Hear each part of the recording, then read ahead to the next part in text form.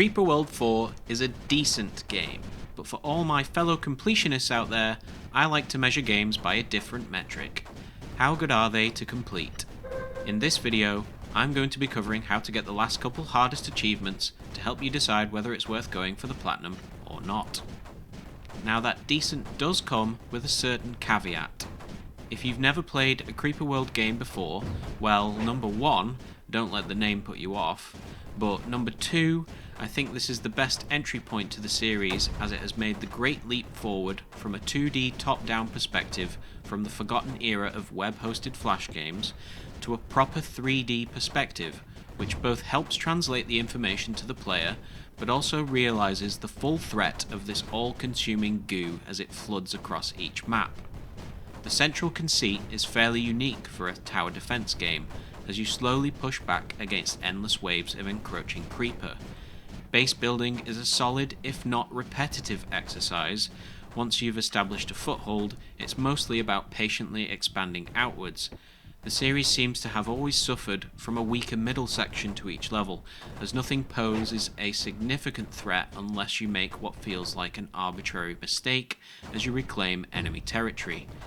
But on the whole, if this is all new to you, it's a decent little campaign to plug through and is the most intuitive for new players to get into.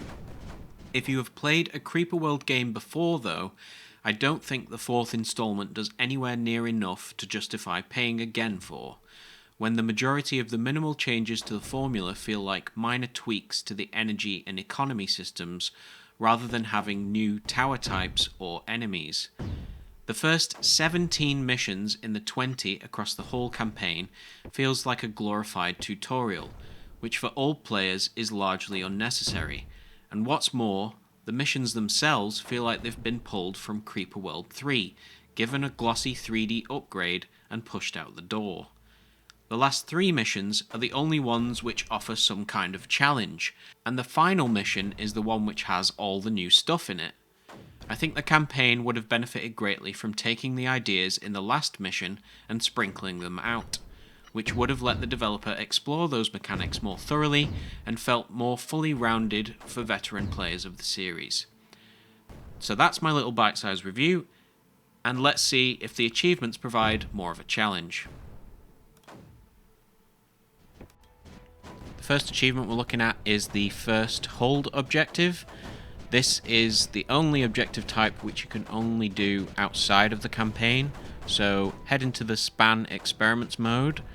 One of the easiest missions to complete this on is Shaka, and basically what you want to do is, once you plonked your base down, immediately expand towards the very bottom right hand corner.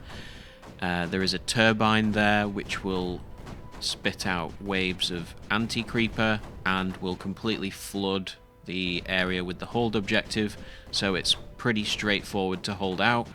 All you need to do is survive for 10 minutes and this will pop the achievement.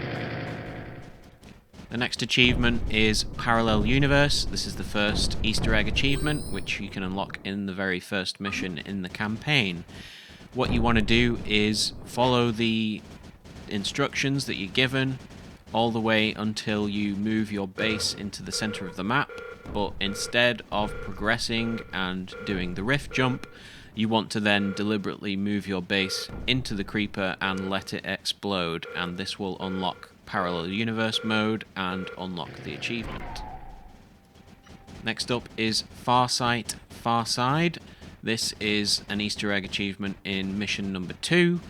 Basically, you want to connect the liftic in the bottom right-hand corner of the map to the temple at the top right corner of the map. I don't know if you have to ignore the objective on the right-hand side or whether you can do it in parallel, but I've just completely ignored it so that I don't, skip past the opportunity to do the achievement. And yeah, once you connect it up, you're just going to see the liftic send straight up, and then it's going to start spitting out anti-creeper, and that's how you get the achievement. Last of all is the 21 gun salute. This is achieved in the span experiment before time, and all you need to do is build 21 sniper turrets You can basically ignore anything to do with the creeper. It takes quite a bit of time for it to invade the initial base building area, so you can just set up your energy collection and just spam build the snipers, and it should be relatively straightforward.